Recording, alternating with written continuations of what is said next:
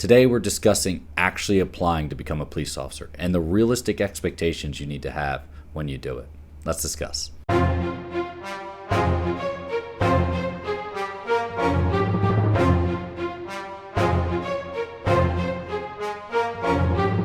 Hey, before we get started, I have two gifts in the description for you. One is the Getting Started workshop. It's going to walk you through every phase of the hiring process. Plus, there's some hidden bonuses in there I know you're going to like. Next is a coaching call with any member of my team or even myself where we can sit down, go over your interest in becoming a police officer, go over your actual current process, or discuss any hurdles or struggles you think you may have of becoming a police officer. Now, bear with me. I'm just getting over a cold, but I've had a lot of individuals, I've had a lot of comments, I've had individuals talk to me about this hiring process and how these departments are how dare they not select me after I've spent 6 months going through the hiring process. And I hear you. It's rough. I agree. It's an investment in yourself, right? And but what's your real reason for becoming a law enforcement officer? Right. That's the main question I'll have to ask you. And that's a question you should ask yourself. What is your main reason for becoming a police officer? And guess what? You should have two. You should have your selfless reason, right? That you want to actually get out there and help people. And if that's not one of your main reasons, maybe reevaluate. And then you should have your selfless reason. Hey, it's a reliable job. I know I'm going to get good compensation. I know I'm going to get good benefits. I know I'm going to get, X amount of days off a year. I know that I can provide for myself and my family, and I know I can be proud of myself for doing it. Maybe that's your selfish reason, even though it still has some components to being selfless. I like that. It's a good answer.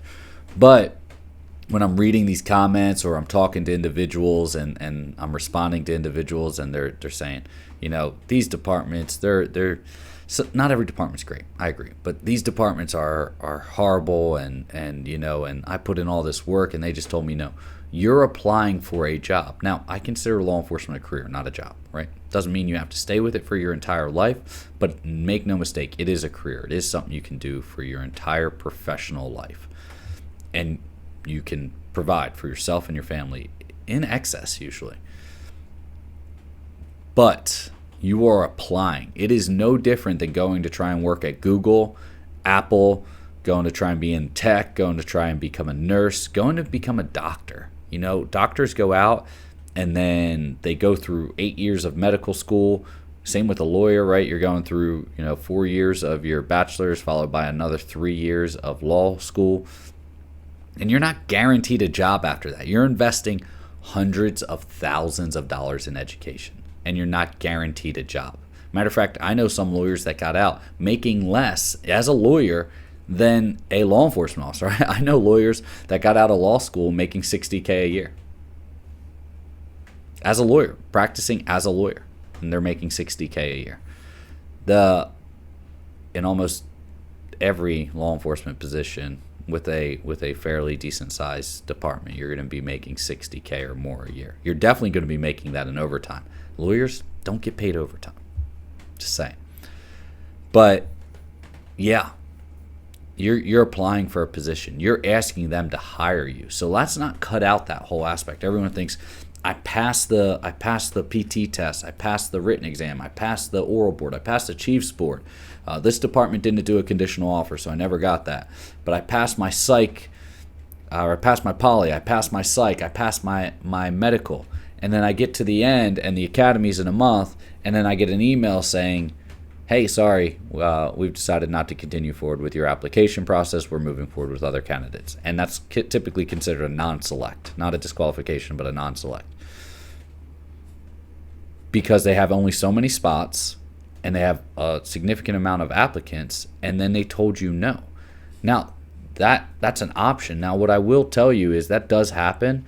Usually if you make it that far in, though, they're not going to continue moving you that far in because they have to pay for you, right? I have to pay for you to go take a polygraph. I have to pay for you to go take a psych exam. I have to go pay for you to take a medical exam and a drug screening and all that stuff. So I'm usually not going to do that with someone. Typically, I'm not going to spend all that money on an applicant that I don't think we're going to hire. But it does happen, and it can happen. Or you say you make it all the way to the psych, and then you get, disqualified because the psych says, hey, I don't necessarily think I can approve this person or sign off on this person as having the mental capacity I believe they currently need right now. I'm not saying ever, I'm just saying currently right now to be hired. And then someone says, oh, this is ridiculous, their whole process is messed up. It's not perfect. That's what we're trying to do. We're trying to change it, make it better. And even still, I'll spend my entire life and career trying to improve the hiring process for you as a candidate. And at the end, when I'm off of this earth, I still will have work to do, or work will still need to be done. And that will be then your job at that point in time to take over those reins and try to make, if you're staying in law enforcement, try to make the law enforcement career, the law enforcement hiring process, the law enforcement profession in a whole better. Because if we ever think we're done trying to make it better, we're wrong, and we should just retire at that point in time. But absolutely, you're applying for a job. Going back to that doctor analogy, they go through, spend hundreds of thousands of dollars on education only to, maybe go take their medical board and never pass their medical board. Or hopefully they do pass their medical board and they're doing their residency. And if you're a doctor out there, I don't quite know 100% how it works. I'm just speaking off the limited knowledge I have. But you go to do your residency, and from what I know from speaking with some doctor friends of mine, you do your residency. Not everyone gets hired at the hospital that they're doing their residency at. Not every doctor wants to get hired at the hospital they're doing their residency at, but some of them are going in and putting in for positions to get hired at the hospital they're doing their residency, which is kind of, think of that as their field training. I'm assuming, I'm pretty sure that's how I compared it. They're doing their field training, and at the end of their residency, they maybe only have one position, but they have 4 resident, 5 resident, or 10 resident doctors. They're all leaving. 9 of them are leaving and only 1 staying. That's getting hired. That's applying to a job. You need to realize that. They can tell you no if they feel that you're not the right fit. So don't go just in there and say, man, I'm the best at PT. I'm the best at academics. I'm the best at talking about myself. But you're not well-rounded to stand out in other aspects, right? You're saying, hey, I did really good on this, but yeah, I struggled on my poly. They're considering moving me forward, but I still struggled on my poly because I was so nervous.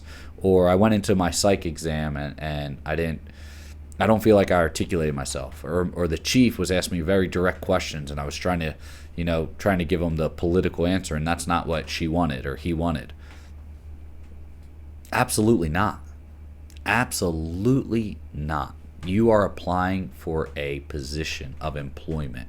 Yes, career, call it a job. I don't care. I prefer to call it a career. But it's a job. It's employment.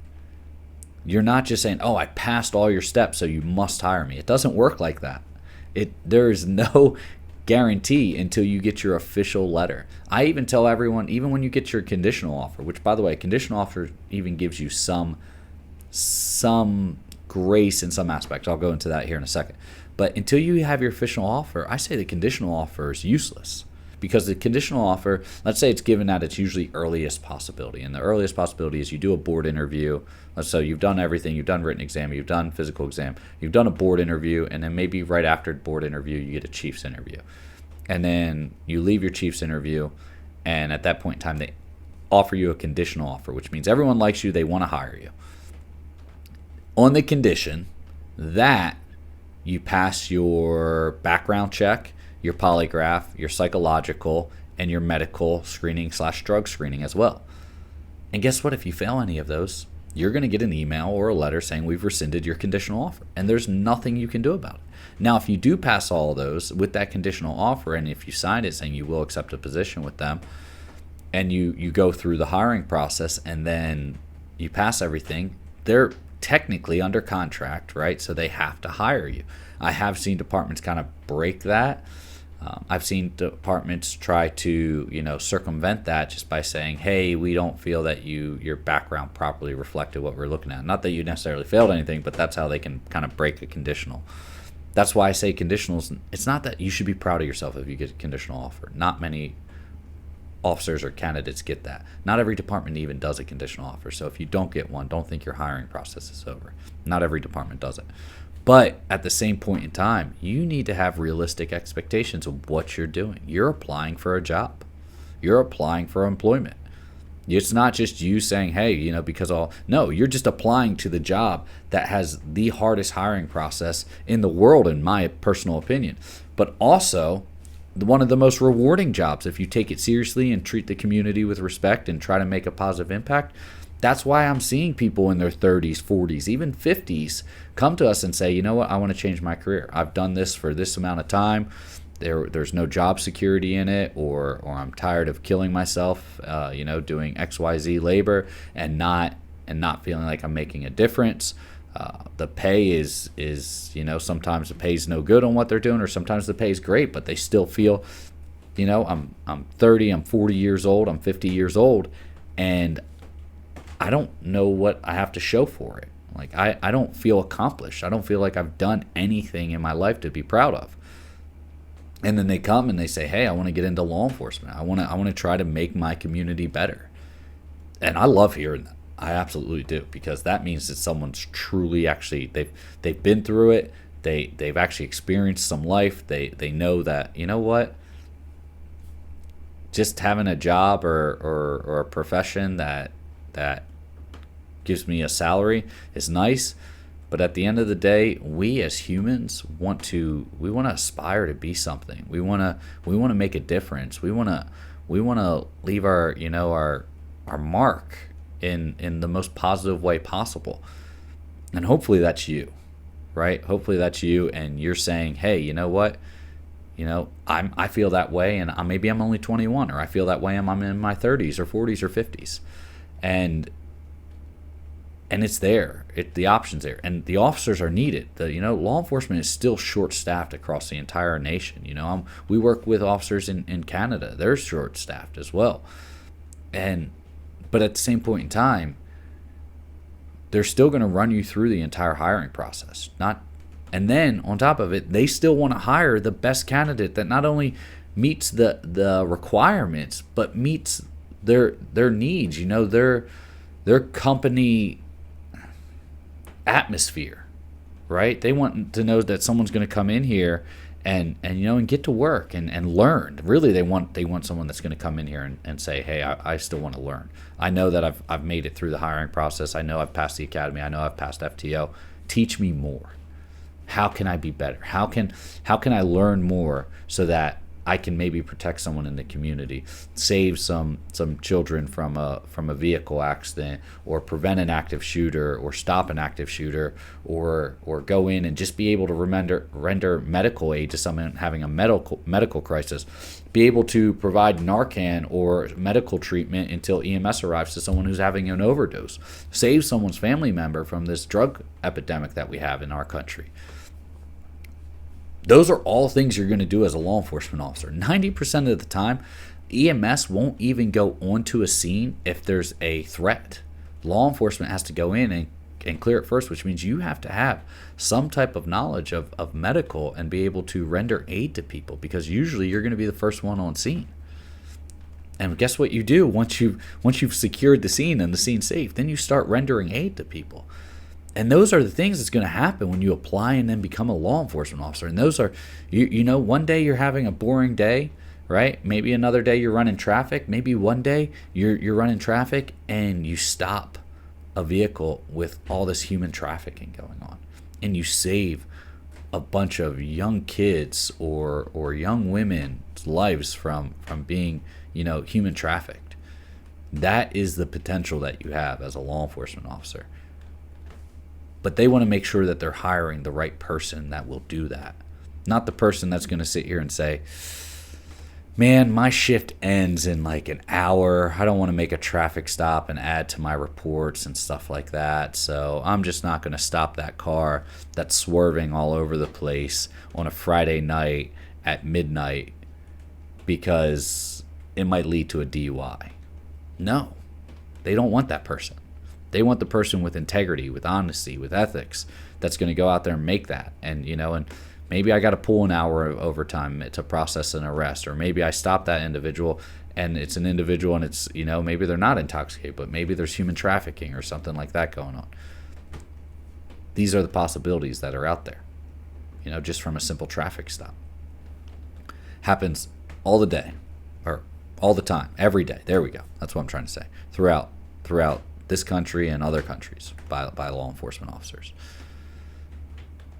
But they want to make sure they're hiring the right person, right? They want to make sure that you fit their atmosphere, right? They want to make sure that you're not going to get hurt out there. And then on top of that, they want to make sure that you're not going to hurt someone else out there by accident or even intention. They want to make sure that you're going to be a good cop, because the last thing that a chief or a sheriff or anyone else wants to do when they hire someone is end up in the news because you violated someone's rights, or you cost someone, an injury that didn't need to happen, or you just couldn't control yourself because of, ego. Right? And you can go on YouTube right now and watch a million videos of that. No.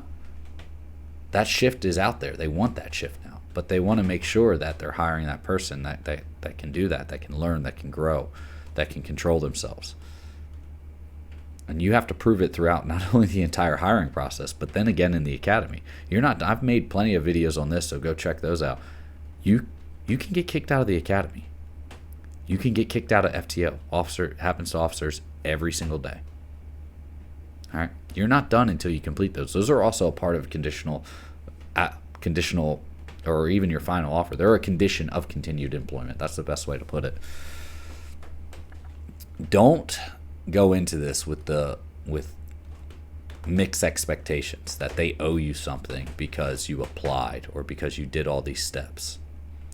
You can, and if this has happened to you where you've went through the process and something crazy happened and then they removed you or something like that, please leave a comment.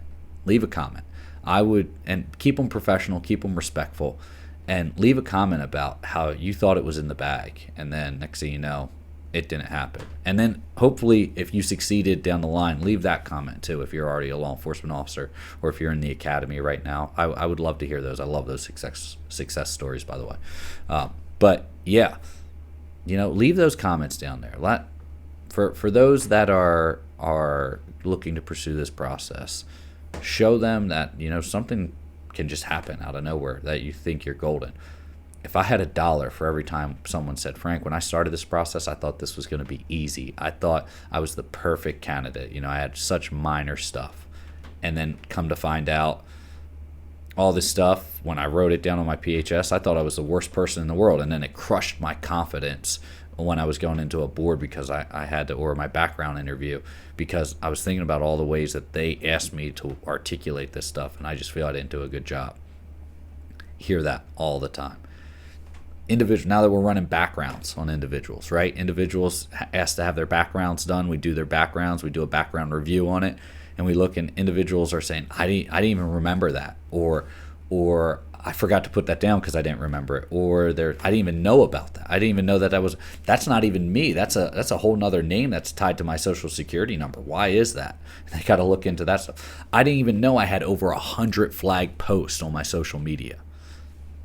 All the stuff we're seeing when we run a background on people, and yet they go into it with the expectation of, if I'm going to do all these steps, you owe me a job at the end of it. And it doesn't work like that. It just doesn't. Now, for everyone that does do all the steps and doesn't make it, I understand. It's frustrating. And it's a little bit demoralizing. But the success is in the ones that don't give up.